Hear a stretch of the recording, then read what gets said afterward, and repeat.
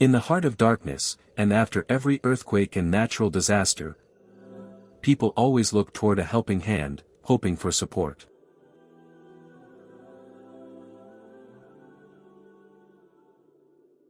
When the earth shakes and homes and lives are reduced to rubble and blood, one of the most basic human needs, humanitarian aid, often remains insufficient, and sometimes, overshadowed by discrimination in global politics.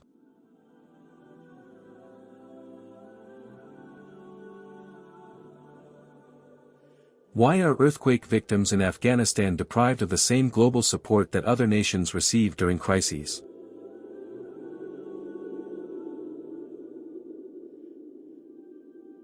On the night of September 2025, a powerful earthquake measuring 6.0 on the Richter scale struck Konar province, in eastern Afghanistan, near the Nergal district. Due to its shallow depth and the poor structural integrity of homes in the villages, the quake caused widespread destruction, resulting in the deaths of more than 1,457 people and injuring over 3,394 others, and more than 6,782 residential units have been destroyed.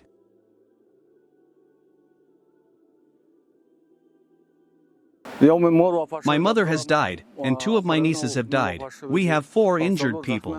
There was a sudden cracking sound. I was disoriented. My nephews were among the victims. In total, 10 people from my family have died. I saw that no home escaped damage. Every house, wall, and ceiling suffered financial losses. Houses and walls all collapsed.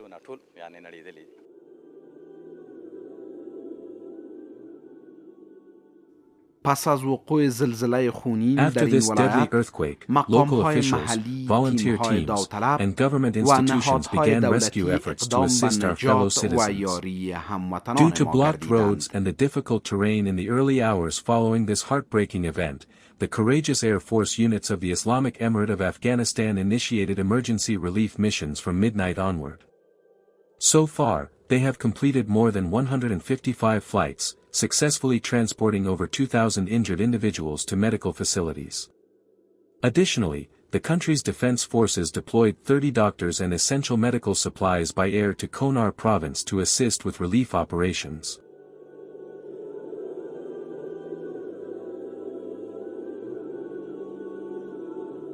The Ministries of Interior Affairs, Defense, and Public Health, along with the governors of the affected provinces, the heads of the National Disaster Management Authority, the General Directorate of the Red Crescent, provincial directorates, and other relevant officials have taken necessary steps. These include retrieving the martyrs, transferring the injured, delivering initial medical aid and food supplies, and providing transportation. One of the major challenges has been the inaccessibility of the affected area due to road blockages. Therefore, helicopters were used, which fortunately enabled the timely transfer of the injured. Rescue operations are still ongoing in those areas, with continued support from local directorates to facilitate the transfer of the injured and the provision of healthcare services.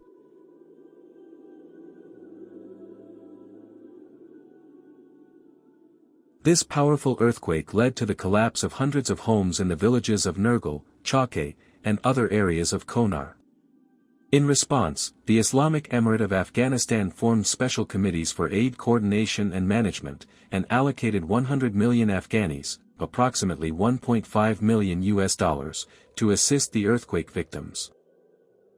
The government has also called on all compatriots and both national and international organizations to cooperate in responding to this tragedy.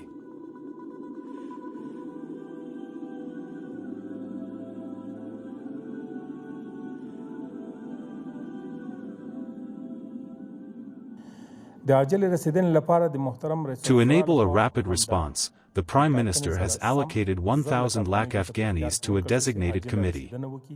This committee is tasked with selecting rescue and health teams, delivering clothing and food, and taking further steps to transfer both the martyrs and the injured. Initially, the required budget was assessed, and the Prime Minister's office expressed full readiness to provide the necessary funds. Therefore, the teams have been instructed to continue their operations to rescue and serve the affected people.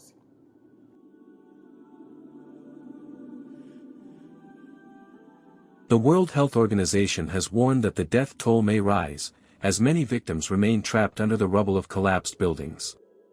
The UN Office for the Coordination of Humanitarian Affairs has identified emergency shelter and non-food items, critical medical supplies, clean drinking water, emergency food assistance, and urgent healthcare facilities as top priorities that must be provided in the affected areas of Afghanistan.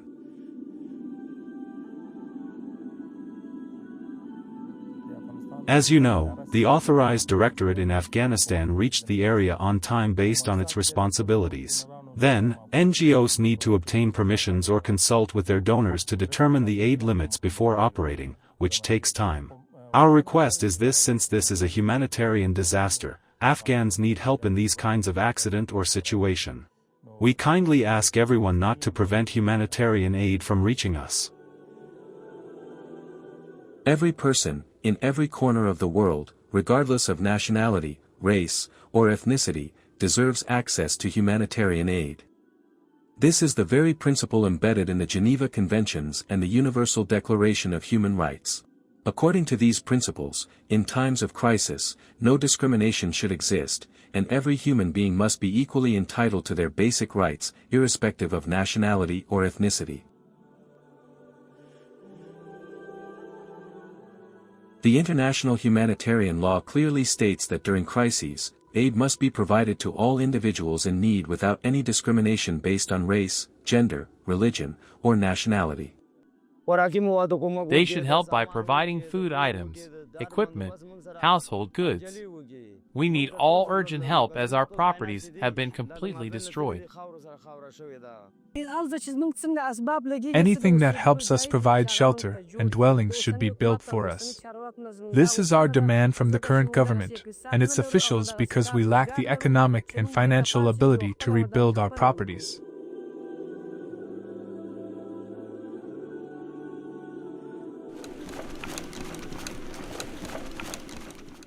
Afghanistan, a country that has endured decades of war and various crises, especially in the aftermath of natural disasters, must receive the same level of humanitarian support that other disaster-stricken countries are given.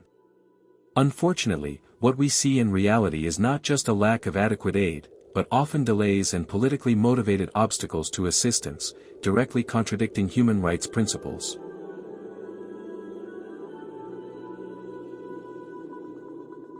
Human solidarity must transcend borders and politics. In today's world, which has clearly become a global village, humanitarian crises can no longer be viewed solely through the lens of political or geographic boundaries. Afghan earthquake victims, like those in any part of the world, deserve to be prioritized, and humanitarian organizations must respond to their needs without any political hesitation and with utmost urgency. According to the Geneva Conventions and international humanitarian law, during crises, all governments and organizations are obligated to support and provide aid to victims of war and natural disasters, without considering political interests. Common Article 3 of the Geneva Convention states that humanitarian assistance must be free from any discrimination, including national, ethnic, racial, religious, or political. This clearly implies that in the face of human suffering, no distinction should ever be made between people.